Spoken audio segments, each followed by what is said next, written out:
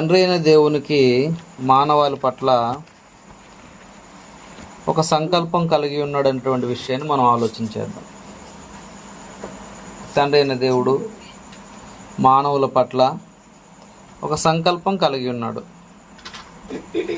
అది అన్ని కాలాల్లో కూడా దేవుడు తన సంకల్పాన్ని బయలుపరుస్తూ వస్తున్నాడు. హెబ్రీ పత్రిక 1వ అధ్యాయం 1వ వచనంలో మనం చూసినప్పుడు ఒక మంచి మాటను అక్కడ ప్రస్తావన చేయడం జరుగుతుంది. హెబ్రీ పత్రిక 1వ అధ్యాయం 1వ వచనం, పూర్వకాలమందు నానా సమయములలోను నానా విధములుగాను ప్రవక్తల ద్వారా మన పితరులతో మాట్లాడిన దేవుడు అని దినముల ఎంత ముందు కుమారుని ద్వారా మాట్లాడాను. దేవుడు ప్రతి కాలంలో కూడా తన సంకల్పాన్ని మనుషులకు తెలియపరుస్తూ విశదపరుస్తూ వస్తున్నాడు అనేది మనం గ్రహించాలి. నిజానికి మానవ కోటి దేవుని యొక్క ఉద్దేశాలని ఎరిగేటువంటి ప్రయత్నం చేయవలసి ఉంది. కానీ లోకమంతా కూడా సాతాను యొక్క ఆలోచనలో ఉంది కనుక దేవుని యొక్క ఆలోచనలు, మంచి ఆలోచనలు మనిషికి రాకుండా సాతాను వాడి యొక్క ప్రేరణతో ఈ లోకాన్ని నడిపిస్తున్నాడు. ప్రభువైన క్రీస్తు వారికి సాతాను చెప్తుంటుంది, ఈ లోకాధికారం నా చేతిలో ఉంది, ఏమి కావాలన్నా ఇస్తానని. కాబట్టి అధికారం అంతా సాతానులో ఉంది. అందుకే దేవుని యొక్క ఉద్దేశాలు అంత త్వరగా మనకు తెలియబడవు. మీరు గమనించండి, ఎన్నో సంవత్సరాలుగా ఈ గ్రామంలో దేవుని వర్తమానం ప్రకటించబడుతుంది, దేవుని సువార్తమానం ప్రకటించబడుతుంది. కానీ ఎన్ని హృదయాలు తెరవబడ్డాయి? ఎంతమంది సత్యాన్ని గ్రహిస్తున్నారు? ఎవరు గ్రహించరు. వాస్తవానికి చెప్పాలంటే ఒకప్పుడు ఉన్నటువంటి మన సహోదరులు కూడా మనకు దూరంగానే ఉంటున్నారు. కారణం ఏంటంటే దేవుని సంకల్పము మనిషికి బయలుపరచబడకుండా సాతాను మనల్ని ఆయా పరిస్థితులను ఏర్పాటు చేసి ఇరుకున పెడతాడు. మనం అంటుంటాము, పరిస్థితుల ప్రభావాన్ని బట్టి నేను ఇలా ఉన్నాను అలా ఉన్నాను అంటాం. మనం మొండికేస్తే సాతాను ఏం చేయలేడు. దేవుని పక్షాన్ని నేను ఉండాలి, దేవుని వాక్యాలను ఎదగాలి అనేటువంటి ఆలోచన మనకు కలిగి మనం మొండికేస్తే సాతాను ఏం చేయలేడు. ఇదంతా ఒక పరీక్ష. కాబట్టి మనం ఏం చేస్తామంటే మనకున్న పరిస్థితులను బట్టి మనం బలహీనపడుతుంటాం. బలహీనపడడం వల్ల సాతాను వాడు ఇష్టాన్ని మన ద్వారా నెరవేర్చుకుంటాడు. ఆలోచన చేద్దాం, దేవుడు ఆయా కాలాల్లో ఆయన సంకల్పాన్ని ఏ విధంగా బయలుపాటు చేస్తున్నాడో. ఉదాహరణకి దావీదు కాలంలో మనం ఆలోచన చేసినట్లయితే, దావీదు ఇశ్రాయేల్ని వెళ్ళినటువంటి 2వ రాజు. ఆయన కాలంలో దేవుడు తన సంకల్పాన్ని ఏ విధంగా బయలుపరుస్తున్నాడు తెలియజేశాడా లేదా మనం చూడగలిగితే అపోస్తుల కార్యాలండి 13వ అధ్యాయము 36, 37 వచనం చూస్తున్నాం. అపోస్తుల కార్యములు 13వ అధ్యాయంలో 36, 37 వచనం మనం చూస్తే, నీ పరిశుద్ధిని పొల్లు పట్టనీయవు అని చెప్పుచున్నాడు. దావీదు తన సంకల్పము చొప్పున తన తరం వారికి సేవ చేసి నిద్రించి తన పితరుల యొద్దకు చేర్చబడి కుళ్ళిపోయాను, కానీ దేవుడు లేపినవాడు కుళ్ళుపట్టలేదు. అంటే దావీదుకి దేవుడు తన సంకల్పాన్ని బయలుపరిచాను అని చెప్తున్నాడు.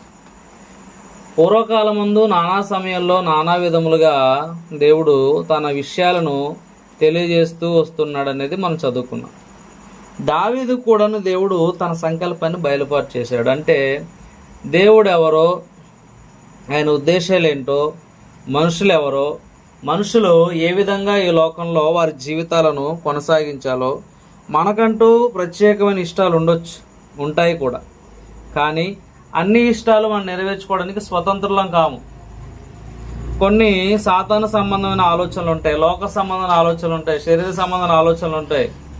ఇవన్నీ కూడాను మనం నెరవేర్చుకోవడానికి బద్దులం కాకూడదు. ఎందుకంటే అందులో సాతాను సంబంధమైన ఆలోచనలు ఉన్నాయి కనుక. శరీర సంబంధమైన ఆలోచనలు ఉండొచ్చు, వాటిని కూడా మనం నెరవేర్చుకోవడానికి అన్ని వేళలా ముందుకు పోకూడదు. ఎందుకంటే అందులో సాతాను ఆలోచనలు ఉంటాయి. ఇలాగో ఆలోచన చేయగలిగితే సాతాను అనేక విధాలుగా మనల్ని శోధిస్తూనే వస్తుంటాడు. అందుకని దేవుడు ఆయా కాలంలో ఆయా భక్తుల ద్వారా తన సంకల్పాన్ని బయలుపరుస్తూ వస్తున్నట్టుగా మనకు కనబడింది. దావీదైతే తన తరం వారికి సేవ చేశాడు. ఎలా సేవ చేశాడు, ఎందుకు సేవ చేశాడు అంటే దేవుడు తెలియజేశాడు ఆయనకి, తన ఏర్పాటుని తెలియజేశాడు. తెలియజేయడం బట్టి తన తరం వారికి సేవ చేయాలన్నటువంటి ఆలోచన ఆయన కలిగింది. ఆయన శరీర సంబంధమైన ఆలోచనలన్నింటినీ ఆయన పరిత్యజించి విడిచిపెట్టి దేవుని వాక్యానుకూలమైన జీవితాన్ని కొనసాగించి పైన మనం చూడగలుగుతాము. అదే అధ్యాయంలో 22వ వచనంలో దావీదు వారికి రాజుగా ఏర్పరిచాను, మరియు ఆయన, నేను యెష్షయి కుమారుడైన దావీదును కనుకొంటిని, అతడు నా ఇష్టానుసారుడైన మనుషుడు, అతడు నా ఉద్దేశములని నెరవేర్చినని చెప్పి అతని గురించి సాక్ష్యం ఇస్తున్నాడు. మీరు గమనించండి, దేవుని ఉద్దేశాలన్నీ కూడా నెరవేర్చాడు. అంటే ఆ తరంలో దేవుడు ఏ ఉద్దేశాలను అయితే బయలుపరిచేశాడో వాటన్నిటి కూడా దావీదు నెరవేర్చాడు.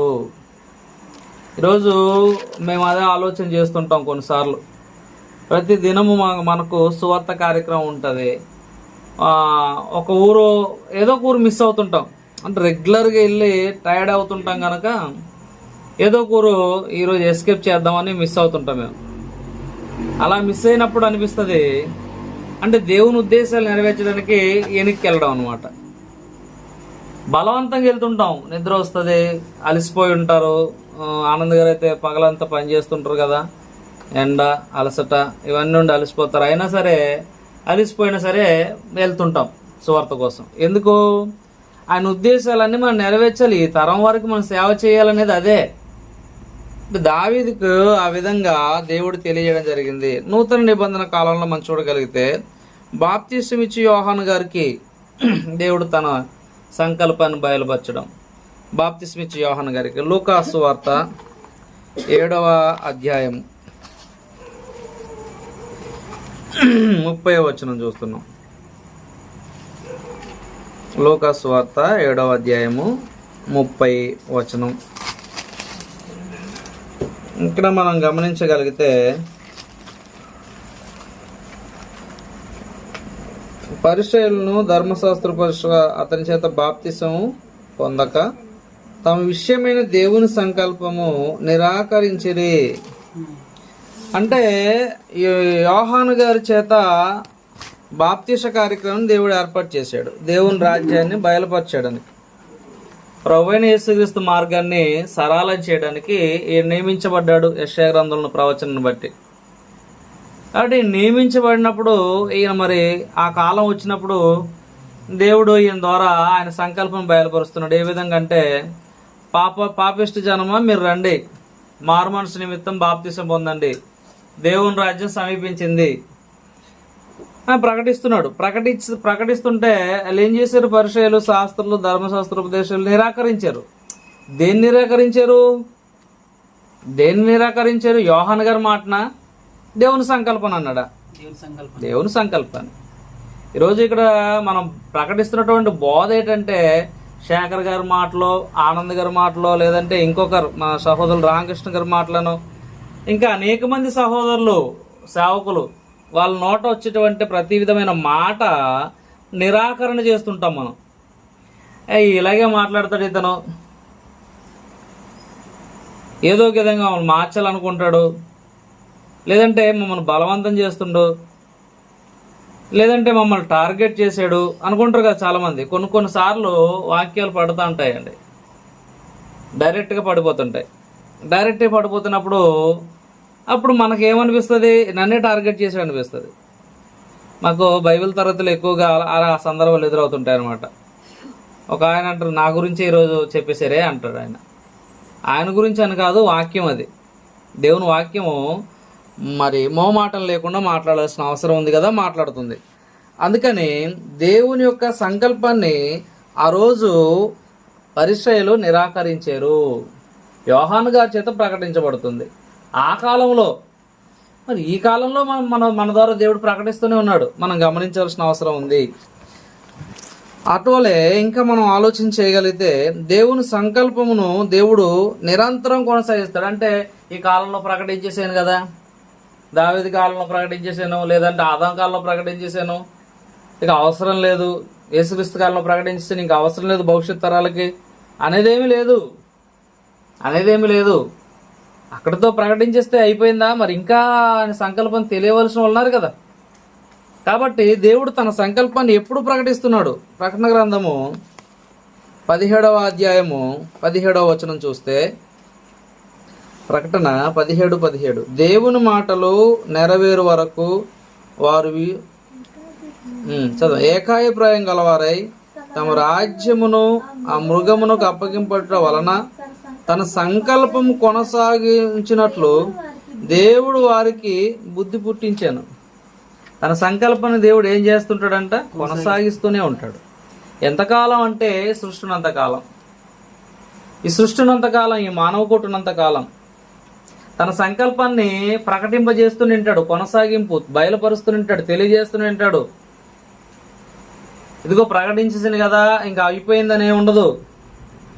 గొప్ప గొప్ప వాళ్ళు దావీదు, లేదంటే మోషే గారు, లేదంటే యేసుక్రీస్తు ప్రభు వారు, లేదా యోహాన్ గారు, లేదా అపోస్తుల్లో, లేదా పౌలు గారు, పేతురు గారు, యోహాన్ గారు, ఇలా గొప్ప గొప్ప వాళ్ళ చేత ప్రకటించేసాను, ఇంకా అయిపోయిందని ఏం లేదండి. అంటే ఆయన సంకల్పము ప్రకటింపబడి పొందుపరచబడి ఉంది. ఇది ఎప్పటికీ ప్రకటించబడుతుంది అనమాట. తను ఏర్పాటు చేసుకున్నటువంటి యాజకుల ద్వారా తన సంకల్పాన్ని నిత్యము ప్రకటింపజేస్తూనే ఉంటాడు దేవుడు. ఇది మనం తెలుసుకోవాల్సిన, అంటే అన్ని కాలాల్లో దేవుడు తన సంకల్పాన్ని బయలుపరుస్తూనే ఉంటాడు ఆయా వ్యక్తుల చేత. అది మనం మొదటిగా తెలుసుకున్నది. రెండవది ఏంటంటే, దేవుడు తన సంకల్పం నరులకు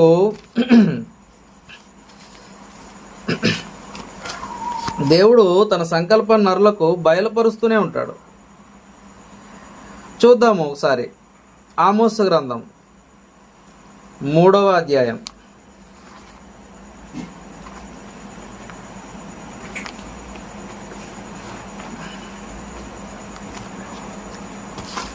ఆమోసు గ్రంథము 3వ అధ్యాయము 7వ వచనాన్ని మనం చూస్తున్నాం. తన సేవకులైన ప్రవక్తలకు తాను సంకల్పించిన దానిని బయలుపరచకుండా ప్రభువైన యెహోవా ఏమీ చేయడు. అంటే నరులకు తన సంకల్పాన్ని ఎప్పటికప్పుడు బయలుపరుస్తూనే ఉంటాడు. దేవుడు తన సంకల్పం నరులకు బయలుపరుస్తాడు. అది ఎప్పటికీ బయలుపరుస్తూనే ఉంటాడు. అదే విషయాన్ని ఆమోసు గారి ద్వారా తెలియజేస్తున్నటువంటి సంగతి తన సేవకులైన ప్రవక్తలకు తాను సంకల్పించిన దాన్ని బయలుపరుస్తుంటాడు. తన సేవకులకి బయలుపరుస్తుంటాడు. తన సేవకుల ద్వారా ప్రకటన జరుగుతూ ఉంటుంది. ఆ ప్రకటన మానవ జాతి విని మారు మనసు పొందవలసిన అవసరత ఉంది. కానీ మనుషులు ఏ విధంగా ఆలోచిస్తారంటే, ఆ ప్రకటన వాళ్ళు ఎవరో చెప్పుకుంటున్నారు, మత సంబంధులు వాళ్ళు మాట్లాడుకుంటున్నారులే, వాళ్ళకి సంబంధించింది, మనది కాదులే అనేటువంటి ఒక నిర్లక్ష్య ధోరణి కనపరుస్తుంటారు. అది దేవుని మందిరంలోకి వచ్చినవారు కావచ్చు, దేవుని మందిరంలో రానివారు కావచ్చు, యేసుక్రీస్తుని వెంబడించినవారు కావచ్చు, యేసుక్రీస్తుని అనుసరించని అన్యజనులు కావచ్చు. ప్రతి వారిని నిర్లక్ష్యం చేసే వాళ్ళు అన్ని చోట్ల ఉంటారు. చచ్చికొచ్చులు అందరూ వాక్యాన్ని మదిన పెట్టి మసులుకుంటారనే లేదండి. నిర్లక్ష్యం చేసే వాళ్ళు ఉంటారు చాలామంది, చచ్చికొచ్చినా సరే. కానీ దేవుడు ఏం చెప్తున్నాడంటే, నేనైతే ఎందుకు ఈయన ప్రకటన చేస్తున్నాడంటే, ఒకానొక రోజు ఉంది, తీర్పు తీరుస్తాడు. ఒకటి మనకి హెచ్చరిక ఉదాహరణకి మీకు చెప్పొచ్చేది ఏంటంటే, తుఫాన్లు వస్తుంటాయి. తుఫాన్లు వచ్చేటప్పుడు హెచ్చరిక 1, హెచ్చరిక 2 జరుగుతుంటాయి. హారన్ మోగిస్తుంటారు.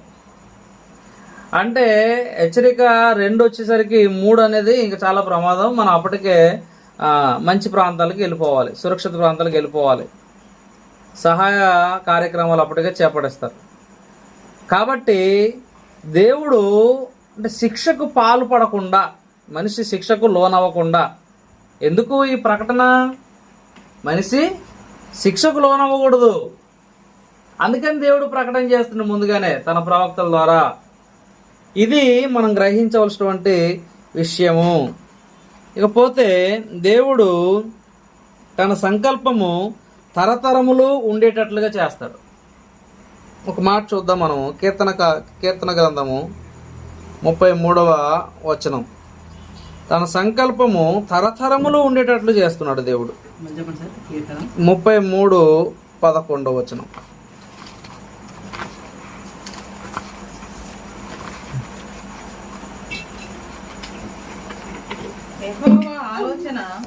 యెహోవా ఆలోచన సదాకాలము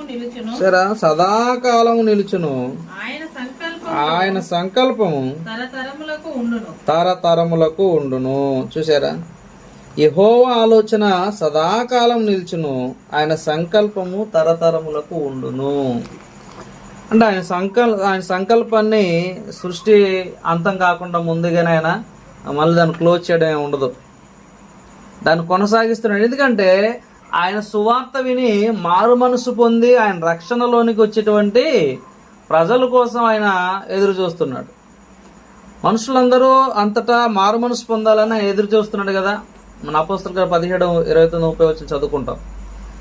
మనుషులందరూ రక్షణ పొందాలనేది, మారు మనసు పొందాలనేది దేవుని ఉద్దేశం. కాబట్టి మనుషులున్నంత కాలం ఆయన సంకల్పాన్ని తరతరములకు ఎల్లడి చేస్తూనే ఉంటాడనేది మనం గ్రహించాల్సిన అవసరం ఉంది. దేవుడు తన సంకల్పము ముందుగా నిర్ణయించాడు. ఈ సంకల్పాన్ని దేవుడు ఎప్పుడు నిర్ణయించాడు?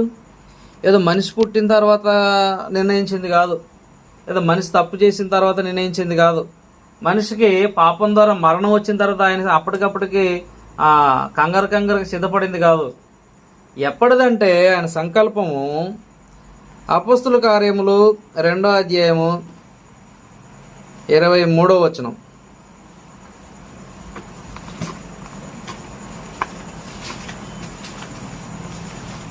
దేవుడు నిశ్చయించిన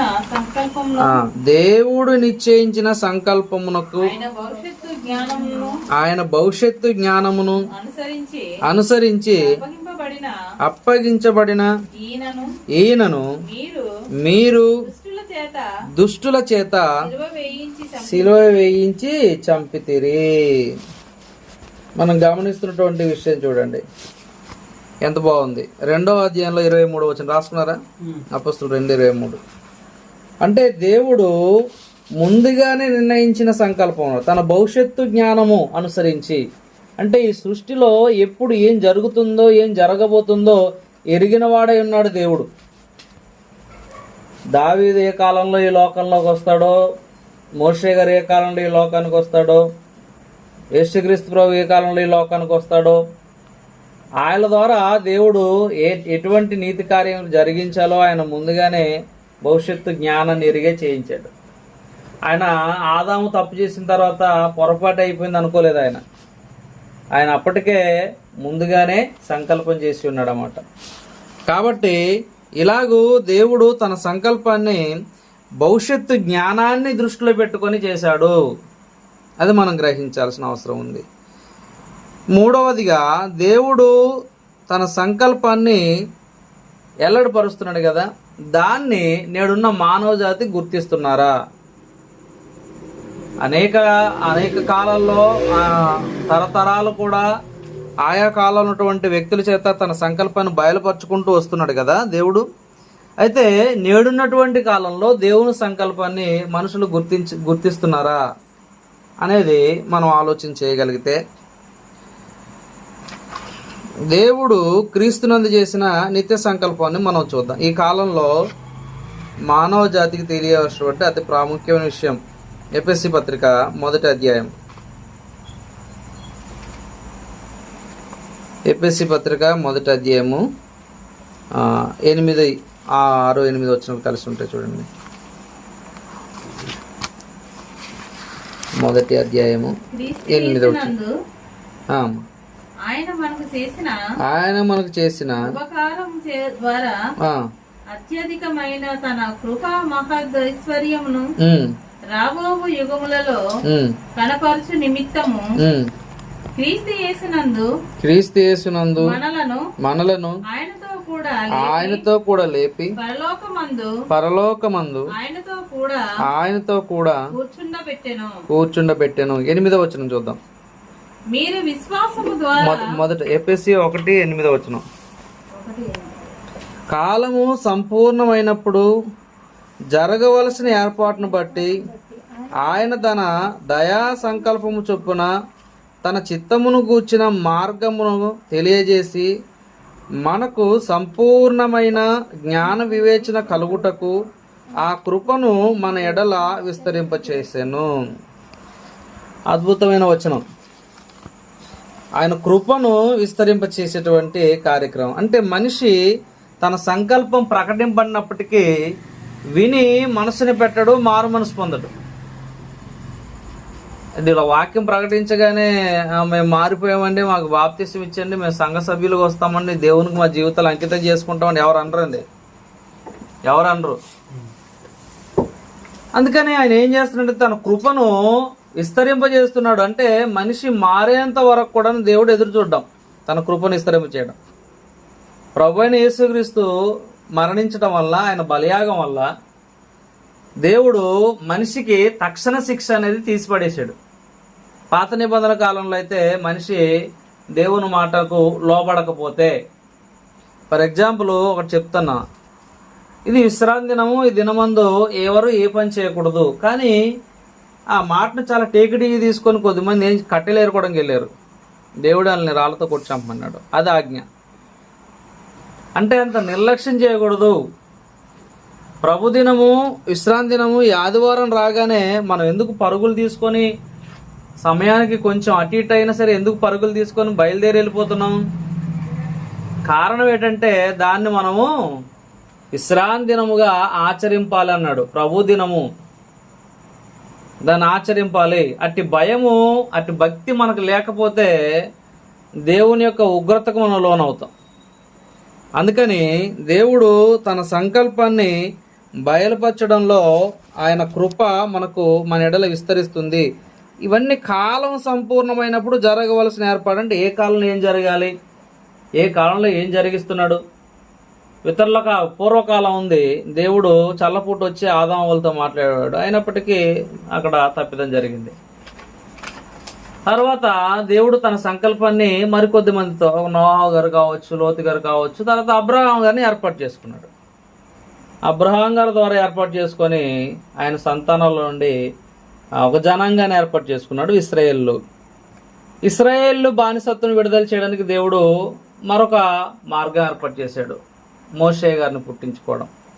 మోషే గారి ద్వారా దేవుడు ఈ జనాంగానికి ఒక ప్రత్యేకమైన జీవితం కావాలని ప్రత్యేకమైన స్థలాన్ని, కణాన్ని ఏర్పాటు చేశాడు. అక్కడికి ఆ మొదటి తరం పోలేకపోయింది, వారి యొక్క అవిధేయతను బట్టి, దేవుని మాటలకు లోబడకపోవడం వల్ల. తర్వాత తరంలో కొద్దిమంది పోవడం జరిగింది, యెహోషువ కాలేబులు వెళ్ళడం జరిగింది. తర్వాత దేవుడు న్యాయాధిపతులను ఏర్పాటు చేసుకోవడం, రాజులను ఏర్పాటు చేసుకోవడం. ఆ రాజుల కాలంలో దేవుడు గొప్ప కార్యం చేసేది ఏంటంటే, నెబుకద్నెజర్ లాంటి పెద్ద పెద్ద రాజులు ఉన్నప్పుడు, బెల్తెషాజర్ లాంటి పెద్ద పెద్ద రాజులు ఉన్నప్పుడు ఈ రాజ్యాలన్నింటి పడగొట్టే ఒక రాజ్యం వస్తుందని ముందుగానే ప్రవచించాడు దానియేలు గ్రంథంలో. అలాగే దేవుడు దావీదు చేసిన వాగ్దానం బట్టి యేసుక్రీస్తు ప్రభువును తన కుమారుడికి లోకాన్ని పంపించాడు. ఆ కుమారుని రక్షణలోకి రావాలని దేవుడు నిర్ణయించాడు. ఇదంతా కూడా భవిష్యత్తు జ్ఞానము కలిగి, అప్పటికప్పుడు ఆయన చేసింది కాదు, భవిష్యత్తు జ్ఞానము కలిగి కాలం పరిపూర్ణమైనప్పుడు జరగవలసిన ఏర్పాట్లు ఇవన్నీ. ఈ కాలంలో మనం కూడాను దేవుని రక్షణలోకి వచ్చామంటే ఆయన ఏర్పాట్లో, ఇది ఆయన ఏర్పాట్లో భాగం. ఇది ఎంత గొప్ప సంగతి, ఇది ఎంత గొప్ప సంగతి. కానీ జనులు ఎలాగ ఆలోచిస్తున్నారంటే ఏదో ప్రకటింపబడుతుంది, ఏదో వింటున్నాం అన్నట్టుగా ఉన్నది. కానీ లోకం అలాగే ఉంది తప్ప మారట్లేదు. కానీ ప్రకటించవలసిన బాధ్యత ఎవరిది? ఆయన పిల్లలుగా యాజకత్వం చేస్తున్నటువంటి ప్రజలది. అంటే సేవకులుగా చెప్పబడుతున్నాం చూడండి, అలాంటి వారిది. అందుకని ప్రకటించుకోవాలి, వాక్యాన్ని ప్రకటించుకుంటూ పోవాలి. తన కాలం తన ఏర్పాటు చేసాడు, ఆ ఏర్పాటు మనం జరిగించుకుంటూ మనం పోవాలన్నమాట. ఈ ఏర్పాట్లో ఏం జరుగుతుందో మనకు తెలియదండి. ఇప్పుడు ప్రస్తుతానికి మన ఆంధ్ర తెలంగాణ చాలా రెడ్ అలర్ట్గా ఉండాల్సిన పరిస్థితులు ఉన్నాయి. రెడ్ జోన్లో ఉంది కాబట్టి ఆల్రెడీ ప్రవీణ్ పగడాల గారిని చంపడం జరిగింది. అలాగే లేటెస్ట్ హిట్ లిస్ట్ కూడా ప్రకటించబడింది, ఒక 7 నెంబర్స్ది. తర్వాత ఆంధ్ర తెలంగాణలోనే 103 నెంబర్స్ని కూడా హిట్ లిస్ట్లో చేర్చడం జరిగింది. దీన్ని దీన్ని ప్రభుత్వం అడ్డుకోదు. మనం అనుకుంటాం ప్రభుత్వం అడ్డుకుంటుందో, ప్రభుత్వం అడ్డుకోదు. ఎందుకంటే ప్రభుత్వము మతము ఎప్పుడు కలిసే పనిచేస్తాయి. అవసరమైతే ప్రభుత్వము మతానికి లోబడిపోయే పనిచేస్తుంది. అర్థమైందా? అంటే యేసుక్రీస్తు ప్రభువుని చంపే ఆ సందర్భంలో కూడా ప్రభుత్వం ఎప్పుడు కొంచెం న్యాయంగా ఉంటుంది కనుక ఇతను ఏందో నాకు ఏ లోపం లేదండి, ఇతన్ని విడిచిపెట్టొచ్చు నేను, ఏమంటారు మీరు అంటే మతం ఏమంది, మాకు బరబ్బే కావాలి, అవును కదా, బందిపోటు దొంగ బరబ్బే కావాలి, యేసుక్రీస్తు ప్రభువుని మీరు చంపండి. అరే ఇతను నీతిమంతుడు, ఇతనిలో నేరం లేదు, నీతిమంతు సంగతి నీకు తెలుసు మాకు తెలుసు, కానీ మేము చంపాలంతే, మేము చంపాలనుకుని మేము చంపాలి. చంపాలనేది మతం చెప్తుంది, ఇతరులు నేరం లేదనేది ప్రభుత్వం చెప్తుంది, రాజకీయం చెప్తుంది, రాజకీయ నాయకులు చెప్తారు. కాబట్టి అప్పుడు ఏం గెలిచింది చివరికి? లోకస్వార్త 23 అధ్యాయంలో ఎవరు గెలిచారు? వాళ్ళు కేకలే గెలిచాయి అన్నాడు. అంటే మతం గెలిచింది. అక్కడ చూసారా? ఇప్పుడు కూడాను మతానికి లోబడి ప్రభుత్వాలు పనిచేస్తాయి, చేస్తున్నాయి కూడా. అంటే బైబిలు ఎలాంటి భవిష్యత్తు జ్ఞానం కలిగిందంటే ఎప్పటికైనా లోకంలో ఇదే నెరవేరుతుందని దేవుడు చెప్పేశాడు. అంటే బైబిల్ మనం చాలా కథల పుస్తకం తీసుకుంటున్నారు చాలామంది. లేదండి, మన జీవితాన్ని, మన తలరాతను మార్చేది. ఈ లోకం అశాశ్వతమైనది, ఈ శరీరము అశాశ్వతమైనది, శాశ్వతమైనది నిత్య జీవము, నీలో ఉన్న ఆత్మ, నాలో ఉన్న ఆత్మ దేవునిది. కాబట్టి ఇక్కడ అశాశ్వతమైనటువంటి లోకంలో అశాశ్వతమైన కోరికలకు లోబడి, చట్టాలకు లోబడి, మతానికి లోబడి మనం బ్రతికినాం అనుకోండి, రేపు ఉదయం చనిపోయిన తర్వాత నిత్య నరకానికి పోయేటువంటి ప్రమాదం ఉంది. అందుకే దేవుడు తన సంకల్పాన్ని ఆయా కాలంలో ప్రకటిస్తూనే వస్తున్నాడు. ఇది మనం గమనించవలసిన విషయం, సీరియస్గా తీసుకోవాల్సిన విషయం ఇది. ఇంకా మనం ఆలోచించగలిగితే ఆయన సంకల్పాన్ని అనుసరించే సమస్త కార్యాలు నెరవేర్చుకుంటుంది. ఏ కాలంలో క్రీస్తు ప్రభు లోకం రావాలి, ఏ కాలంలో బలు జరగాలి, ఏ కాలంలో క్రీస్తు బలు జరగాలి, అది మనం గుర్తించాల్సిన అవసరం ఉంది. ఇకపోతే దేవుడు తన సంకల్పాన్ని సువార్త ద్వారా పిలుచుట చేత తెలియజేస్తున్నాడు. దేవుడు సువార్త ద్వారా పిలుచుట వలన దేవుని సంకల్పం బయలుపరుస్తున్నాడు. 2వ తెస్సలోనిక పత్రిక 2:14 తెస్సలోనిక 2వ పత్రిక 2వ అధ్యాయము 14. ఇది చాలా ప్రాముఖ్యమైన మాటే. మీరు ఎలాగో రక్షింపబడి మన ప్రభు అయిన యేసుక్రీస్తు యొక్క మహిమను పొందవాలని ఆయన మా సువార్త వలన మేము పిలిచాను. ఇప్పుడు దేవుడు ఎలా పిలిచాడు? అవును, దావీదు కాలంలోను, పితరుల పూర్వకాలంలోను, ధర్మశాస్త్ర కాలంలోను, అలాగే నూతన నిబంధన ప్రారంభ కాలంలోను యోహాను గర్చిత ప్రకటన తీసుకురావడం, ఈ కాలంలో తన సువార్తకుల ద్వారా తన సువార్తను వినిపించాడు. అందుకే మనం సువార్త కార్యక్రమాలు ఎందుకు చేస్తామంటే దేవుని సంకల్పం అనేక మందికి అందాలి, ఎవరికి తెలియకుండా ఉండకూడదు. ఇది మన బాధ్యత, దేవుడు మనకి ఇచ్చిన పని. అందుకే మనం సువార్త ప్రకటించుకుంటూ వెళ్ళాలన్నమాట. సువార్త ప్రకటించే వాళ్ళు కొద్దిమంది ఉంటారు, సువార్తకు సహకరించే వాళ్ళు కొద్దిమంది ఉంటారు. అందరూ సువార్తకు రాలేరు కదా, అందరూ సువార్తకు రాలేరు. వారు వారి పనుపాట్లు, వారి ఉద్యోగాలు, వారి ఆరోగ్య పరిస్థితులు అన్నీ ఉంటాయి దాని మీద ఆధారపడి. కాబట్టి సువార్తకు సహకరించే వాళ్ళు కూడా ఉండాలి. కాబట్టి సువార్తకు సహకరిస్తే దేవుని సంకల్పంలో నీవు కూడా సహకారులుగా ఉన్నట్లు లెక్క. అందుకని మా కానుక పట్టి ఆ కానుకను దేవుని యొక్క పరిచర్లో ఉపయోగించడం జరుగుతుంది. కొద్దిమంది అయితే దేవుని కార్యక్రమాలని స్వతహాగా చేస్తూ పోతుంటారు, మొండిగా. మన డాక్టర్ ఉన్నాను అనుకోండి, చాలా మొండిగా చేసుకుని పోతారు ఆయన దేవుని పని. ఎవరున్నా ఎవరు లేకపోయినా, ఎవడిచ్చినా ఎవడు ఇవ్వకపోయినా ఏదో రకం చేసిపోతాడు ఆయన. కాబట్టి ఎందుకంటే దేవుని సంకల్పము సువార్త ద్వారా, అంటే మన ద్వారానే సువార్త వలన తెలియజేయబడాలన్నమాట. దేవుని సంకల్పం అంటే ఆయన సంకల్పము తరతరములు ఉంటుంది, ఆయన సంకల్పము ఎప్పుడు బయలుపరచబడుతూనే ఉంటుంది అనేది మనం గుర్తించాలి.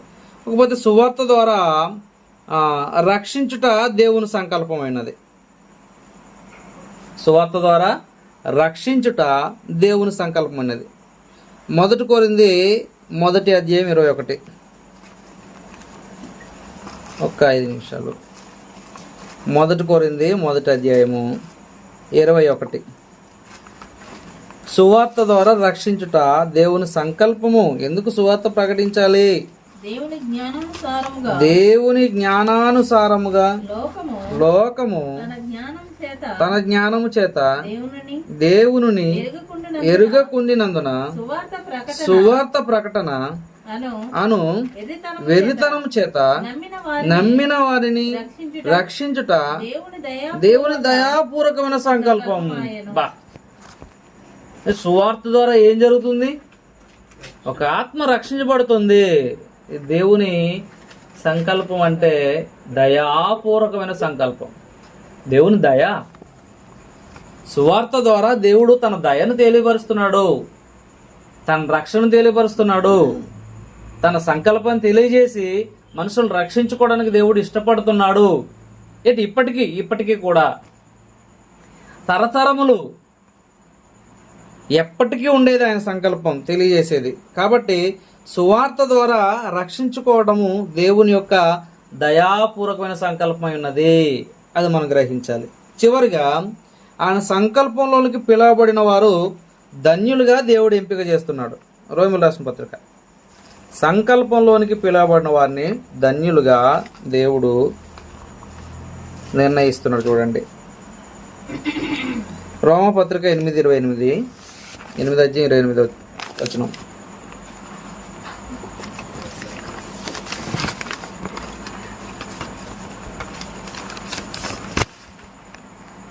8:28. దేవుడి ప్రేమించే వారికి అనగా ఆయన సంకల్పం చొప్పున పిలువబడిన వారికి మేలు కలుగుటకై సమస్తము సమకూడి జరుగుచున్నవని ఎరుగుదుము.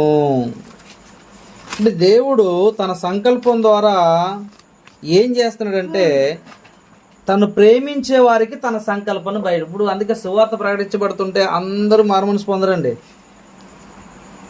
అందరూ మారుమనసు పొందరు. ప్రభువు యేసుక్రీస్తు కాలంలో సువార్తకి వెళ్ళండి, వెళ్తే వాళ్ళు నీళ్ళు ఇస్తారు, తాగండి అన్నాడు. కూర్చోమంటే కూర్చోండి, తినమంటే తినండి, పడుకోమంటే పడుకోండి అన్నాడు.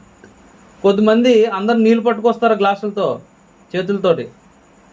కొంతమంది రాళ్ళు పట్టుకురావచ్చు, కర్రలు పట్టుకురావచ్చు, కత్తులు పట్టుకురావచ్చు, వస్తారు అలా కూడా. మన సువార్త వినగానే అందరి రియాక్షన్ ఒకేలా ఉండదు. అందరు నీళ్ళే పట్టుకొచ్చి తాగండి అన్నారు. మేము విజయనగరం శ్రీకాకుళం ప్రాంతంలో 2009-10 ప్రాంతాలు సువార్తలకు వెళ్తేనేమో చాలా మారుమూల ప్రాంతాలకు వెళ్ళాం సువార్తలకి. వెంకటపురం అనేవి ఉన్నాయిలేండి, చాలా దూరమే, పలాస దగ్గరలో దాదాపు. వెళితే ఎండతో వెళ్ళాం కదా అనేసి వాళ్ళు చక్కగా నిమ్మకాయలు కోసి మాకు నిమ్మరసం చేసి మరీ ఇచ్చారండి. బాబు ఈ పక్కన 2-3 అన్యులే, క్రిస్టియన్స్ ఏం కాదు వాళ్ళు, అన్యులే. ఈ పక్కన 2-3 ప్రాంతాలు ఉన్నాయి, అక్కడ సువార్త చేసి వచ్చండి బాబు, వెళ్ళి మేము అన్నం వండేస్తాం మీకు అన్నారు. అదేం ఆసక్తితో మరి వాళ్ళు. మేము అలా వెళ్ళి వచ్చేసరికి అన్నం వండేసి చక్కగా మాకు పెట్టారండి. చాలామంది వెళ్ళాం, ఒక 20 మంది దగ్గరికి వెళ్ళి ఉంటాం బైబిల్ కాలేజీ నుండి. కాబట్టి ఇలాగ సువార్తలకు వెళ్ళినప్పుడు అందరూ అలాగా మనకి చల్లని నీళ్ళు ఇస్తారని ఏముండదండి, కొద్దిమంది ఎదురవుతారు మనకి.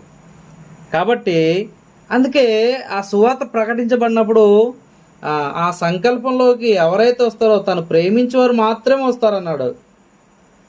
దేవుడు ప్రేమించేవారి కోసమే ఆ సువార్త అక్కడ పంపబడుతుంది అనమాట.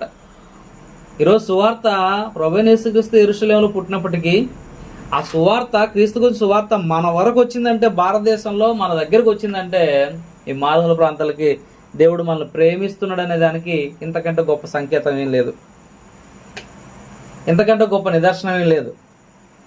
ఇదే గొప్ప సాక్ష్యం. కాబట్టి మనల్ని దేవుడు ప్రేమించి ఇదిగో ఆయన సంకల్పంలోకి పిలుచుకున్నాడు. కాబట్టి ఆయన మేలు చేయడానికి సమస్తము సమకూడి జరిగిస్తాడు. అంటే మనకు మేలు చేయడానికి, ఆయన సంకల్పం పిలువబడిన వారు మేలు చేయడానికి, మంచి చేయడానికి దేవుడు చూస్తాడు. ఈరోజు మనం కలిగి ఉన్న ప్రతి విధమైనటువంటి వసతి, ప్రతి విధమైనటువంటి ఈవులు, భౌతిక సంబంధం ఈవులు, ఇవన్నీ కూడా దేవుడు మనకు ప్రేమించి ఆయన సంకల్పంలో పిలవడం గనక మనల్ని ప్రేమించి ఆయన సమస్తము సమకూర్చి మనకు ఏర్పాటు చేశాడు. కాబట్టి మనము ధన్యులము. దేవుని సువార్త సంకల్పం ద్వారా సువార్త అందడం వల్ల ఆయన పిలుచుకున్నాడు, మనల్ని ప్రేమించుకున్నాడు కనుక, మనం ప్రేమించడు కనుక మనం ఏమైనా చేయడానికి ఆయన సిద్ధంగా ఉన్నాడు. అందుకే మనం ధన్యులం అయి ఉన్నాం ఈరోజు. ఒకప్పుడుకి మన బతుకులేంటి, ఇప్పుడు మన బతుకులేంటి, ఎలా ఉన్నాం. కాబట్టి ఇది మనం గుర్తించి ఆయన సంకల్పంలో మనం ఉన్నామని, ఆయన సంకల్పంలో నుంచి ఆయన రక్షణలో కూడా రావాల్సి ఉంది. అది మరొక రోజు మనం మాట్లాడుకుందాం. అలాగూ దేవుని సంకల్పము అన్ని వేళలా అన్ని కాలంలో ప్రకటించబడుతూనే ఉందని మీ అందరికీ నేను ప్రేమతో తెలియజేస్తున్నాను, హెచ్చరిస్తున్నాను. దేవుని వాక్యాన్ని బట్టి గమనించి మన మనసును మనం మార్చుకొని, మన మార్గాలను మనం మార్చుకొని, దేవుని కుమారుని వైపు, దేవుని వైపు తిరిగి నీతిగలిగిన ప్రజలుగా మనం ఉండాలని, దేవుని రాజ్యంలో చేర్చబడాలని మీ అందరికీ ఈ మాటల ద్వారా తెలియపరుస్తూ ముగిస్తున్నాను. ప్రార్థన చేసుకుందాం. సకల ఆశీర్వాదములకు కారణభూతుడు అయిన మా కన్న తండ్రి, మీ పరిశుద్ధమైన నామమునకు స్తోత్రాలను స్తుతులు చెల్లిస్తున్నాం. ఈ రాత్రి వేళలో ఇంత సమయము నీ మాటలు వినడానికి మేము ఆసక్తి కలిగి కూర్చొని విని ఉన్నాం తండ్రి. మీ సంకల్పము మా పట్ల ఏమై ఉన్నదో, ఎప్పటిదో దేవా మేము ఎరిగి ఉన్నాం తండ్రి. ఎరిగిన మేము నీ సంకల్పానికి లోబడి, మీరు మమ్మల్ని ప్రేమించి మీ సంకల్పం మీ సువార్త ద్వారా మాకు తెలియజేశారు. దానికి మేము లోబడి దేవా, మీరు మాకు చేసిన మేలును మేము జ్ఞాపకం చేసుకుంటూ మిమ్మల్ని కృతజ్ఞతాస్తులు చెల్లించుకుంటూ తండ్రి దేవా, తమ యొక్క నామానికి మహిమకరంగా మేము ఈ లోకమందు జీవించులాగా మా ప్రభునందు రక్షణలో మేము పాలు పంచుకుంటూ కృప చూపించమని కోరుతున్నాం. మా తండ్రి దేవా, ఇక్కడ కూడినటువంటి ప్రతి విధమైనటువంటి సోదరి సహోదరులు మీరు జ్ఞాపకం చేసుకొని, వారి ఆరోగ్య పరిస్థితులు కావచ్చు, వారి ఆర్థిక పరిస్థితులు కావచ్చు, వారి ఆధ్యాత్మిక పరిస్థితులు, సాంఘిక పరిస్థితులు, ప్రతి విధమైన పరిస్థితులను తండ్రి విడుదల పొందుటూ కృప చూపించండి.